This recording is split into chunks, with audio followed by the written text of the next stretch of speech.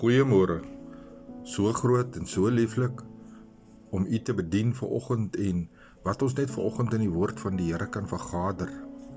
Dat ons hierdie woord kan opeet vanoggend, dat ons kan versadig word. Dat ons hierdie brood sal breek met elke een wat ons in aanraking sal kom. Ek lees vanoggend, of die Here lê op my hart vanoggend, Lukas 24, daar van die 13de vers af, regdeur tot die 31ste vers. Baie interessante verhaal wat hier uitgespreek word. Dit speel af in 'n tyd so 3 dae na Christus se kruisiging. Is 2 mense, Emmaus gangers, wat op 'n pad stap. En hulle praat oor die gebeure wat net 'n enkele paar dae terug plaasgevind het, en hulle gesels oor die feit dat hulle regtig gedink het Jesus is die Messias, die redder vir Israel. En hulle praat daarvan hoe die mense hom gekruisig het. Maar skielik is daar iemand wat saam met hulle op hierdie pad stap. En hy vra vir hulle, waaroor praat julle? En hulle vertel hom van, hulle is eers verbaas dat hy nie weet wat aangaan wat in Jerusalem gebeur het nie. En so gaan dit aan, en hierdie persoon begin praat met hulle oor Moses en al die profete en so aan. En hulle kom naby die plek waar hulle is. Die een se naam is Kleopas, die een persoon, die ander persoon word nie genoem nie. En hulle kom na hierdie plek waar hulle wil oornag. En die persoon wat saam met hulle loop sê, nee, ek gaan maar aanloop, hulle oorreed hom toe om te bly.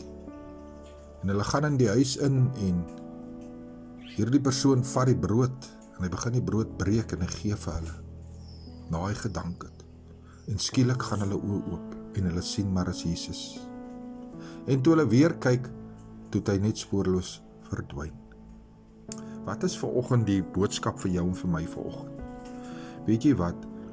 Jy dien dalk Jesus, jy lees dalk sy woord, maar ek en jy moet intieme verhouding met hom hê, om te sit om sy tafel en brood te breek met hom.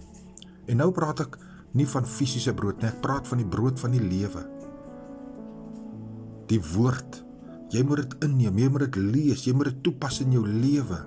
Jy moet wil in die oggend tyd maak om die Here te dien.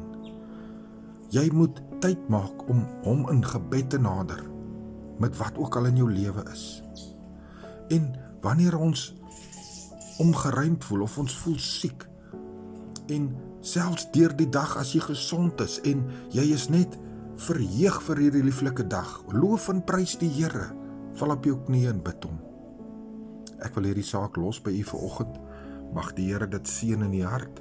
Mag u besef dat so naby moet ek aan Jesus kom, dat ek brood moet breek, dat ek die woord met hom sal deel, en dat die Heilige Gees van my die woord wat Jesus vir my gee, sal oopbreek, dat ek dit kan verstaan. Ek is Pastoor Gary, ek groet jou in die lieflike naam van Jesus, brood en water, 5 minute woordbediening, en ek sê weer, Jesus breek brood met jou, want hy is lief vir jou. Amen.